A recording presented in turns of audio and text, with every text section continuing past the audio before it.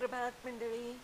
मी नीलिमा पटवर्धन आणि आपण सध्या वाचत आहोत माझी जी अलास्का टूरला आम्ही गेलो होतो क्रूजवरून, तिथलं प्रवासवर्णन. तर काल मी सांगितलं की आम्ही अलास्काचं कॅपिटल जुनौला गेलो होतो आणि तिथले काय अनुभव होते ते काल मी शेअर केले. आता आज आम्ही स्कॅगवे म्हणून एक जागा आहे तिथे जाणार होतो. तर सकाळी नेहमीप्रमाणेच उठलो, कॉफी ब्रेकफास्ट वगैरे केला, मग रूमवर येऊन आम्ही उरकली. आज लवकर जायचं होतं म्हणून आम्ही ब्रेकफास्ट फारसा म्हणजे जोरदार केला नाही, कारण लवकर जेवायचं होतं. दुपारी 12 वाजता जायचं होतं आणि 4-5 तासच म्हणजे गेल्यानंतर होतातच बाहेर, म्हणजे आमचं जेवण होणार नव्हतं, म्हणून लवकर जेवायचं असं ठरवलं. आता तिथे जाण्यासाठी आमच्या क्रूजवरनं बाहेर निघायचं तर छोट्या बोटीतून किनाऱ्यावर जावं लागणार होतं. मग किनाऱ्यावर पोचलो आणि तिथून छोटी ट्रेन घेतली. दोन्ही वेळचे मिळून जवळपास 3-3.5 तास लागणार होते ट्रेनमध्ये, बरं का. ट्रेनमधूनच सगळं सृष्टी सौंदर्य बघायचं होतं. एका बाजूला एवढी मोठी खोल दरी होती, दुसऱ्या बाजूला उंच पहाड होते, डोंगर म्हणजे पर्वतच म्हणा ना, आणि मधून नदी वाहत होती, झरे होते तिथे. तर हे सगळं सृष्टी सौंदर्य आमच्या डोळ्यांनी आम्ही बघत होतो ट्रेनमध्ये बसल्या बसल्या, कारण खिडक्या मोठ्या मोठ्या आणि काचेच्या होत्या.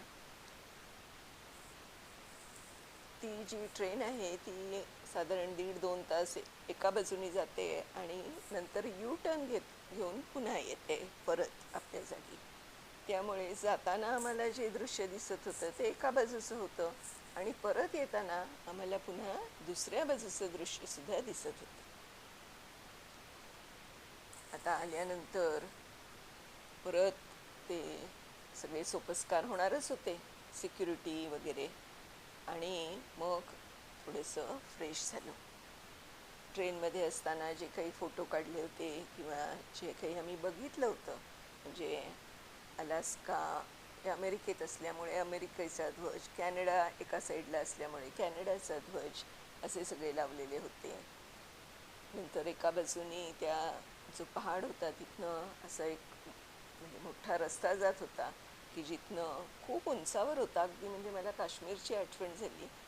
काश्मीरपेक्षाही भव्य असं होतं आणि तिथनं कार्स आणि म्हणजे व्हेकल्स जाण्यासाठीचा तो रस्ता होता. मध्ये एवढी मोठी खोल दरी होती. तर हे सगळं आम्ही एकमेकांशी शेअर करत होतो. सिक्युरिटी वगैरे सगळे सोपस्कार झाले आणि आम्ही परत आलो, थोडे फ्रेश झालो.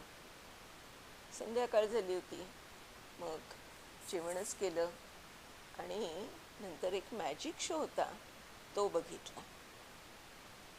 इंटरनॅशनल लेवलचा तो मॅजिशियन होता म्हणे, खूप छान दाखवलं त्यांनी.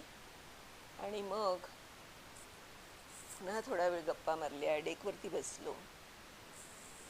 पण मला या सगळ्यामध्ये एक मात्र सांगावंसं वाटतंय की एवढी माणसं तिथे होती, म्हणजे 3,500 गेस्ट आणि 1200-1250 त्यांचा स्टाफ, पण कुठेही गडबड गोंधळ नाही, सगळं व्यवस्थित चाललेलं होतं. प्रत्येकाला आपापलं काम व्यवस्थित माहीत होतं. म्हणजे किती मोठं प्लॅनिंग असेल त्यांचं, परफेक्शन किती असेल बघा. आम्ही जितक्या वेळा रूमच्या बाहेर जायचो परत आल्यावरती आमची रूम पुन्हा स्वच्छ केलेली असायची, म्हणजे जरा जरी चादर इकडची इकडे झालेली असेल तरी ती पुन्हा जागेवर आणलेली असायची. तर हे जे सगळं प्लॅनिंग आहे, त्यांचं काम करण्याची पद्धत आहे, ती मला खूपच आवडली. शिकण्याजोगं आहे खरंच हे. आता इतकी माणसं तिथे राहतात म्हणजे कचरा खूप होणार. त्यांचे सगळे बेड कव्हर्स किंवा जे शीट्स असतात ते सगळे रोजच्या रोज बदलले जात होते. ते इतकं मोठं त्यांची लॉन्ड्री असणार, पण कुठेही गडबड गोंधळ काहीही होत नव्हतं. इतकं सगळं व्यवस्थित होत होतं. जेवणाची जेवढी सगळी रेस्टॉरंट्स होती, वरती डेकवरती जे कॉमन म्हणजे फूड कोर्ट होतं. पण कुठेही कुठची गोष्ट संपली आहे किंवा काही सांडलंय, लवणलंय, खूप खराब झालंय, कुठेही काहीही अशी गडबड नव्हती. इतक्या सगळ्या माणसांचं हे असं सगळं व्यवस्थित करणं, ही पण मला असं वाटतं एक खूप म्हणजे चॅलेंजिंग गोष्ट आहे.